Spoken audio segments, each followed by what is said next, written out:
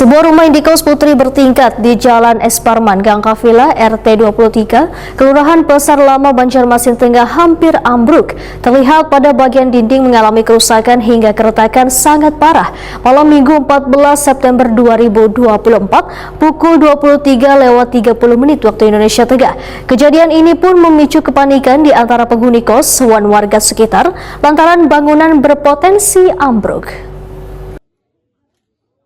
Sebuah rumah indekos putri bertingkat di Jalan Es Parman, Gang Kavila, RT 23, Kelurahan Pasar Lama, Banjarmasin Tengah hampir ambruk. Terlihat pada bagian dinding mengalami kerusakan hingga keretakan sangat parah malam Minggu 14 September 2024 pukul 23:30 WITA.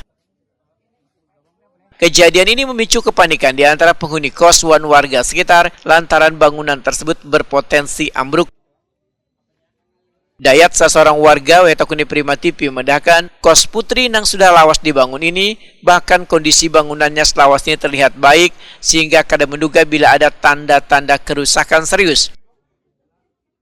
Mulainya tadi kan yang rumah yang retak ini anak rumah kos, jadi anak kos yang di dalam manggil ke samping ini tetangga sini, yang tetangga ini nelpon kita, terus kita kabarkan di grup damkar sama grup kelurahan sini kan. Nah, terus tuh kita lihat kondisi seperti ini, jadi ada retak-retak, semakin banyak bunyi-bunyian kan, seng. Jadi ada 2 orang kah di sini, terus telepon, yang lainnya kan mungkin di jalan, terus datang, telepon yang pemilik kosnya kan, Ibu Lili, datang, telepon bukan emergency kan, datanglah emergency sama apa tuh PPPD kan. Nah, alhamdulillah sudah eksekusi kan deh. Sudah dipantau lah ya. Dipantau lah ya. Tapi kalau sepengetahuan Pian sendiri ini memang suara retakan ini baru terjadi malam ini kah atau mungkin baru malam ini? Karena sering di sini juga kita dudukkan sama tetangganya sama konsuri. Berarti pas kejadian ini posisi Pian lagi di mana, Mas? Pas di rumah juga. Ditelepon oleh tetangga. Katanya kan ada rumah mau retak gitu, mau jatuh, mau ke rumah saya katanya kan. Oh ya kah? Jadi lari ya langsung ke sini kan. Lihat sambil pegang telepon kan, langsung ke infokan ke damkar kan. Informasi ke emergency segala grup-grup lain gitu.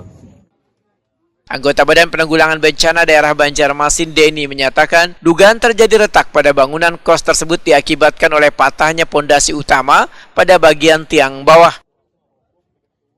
Denny meminta seberatan penghuni kos dievakuasi dan pemilik kos membongkar bangunan yang sudah dalam kondisi berbahaya.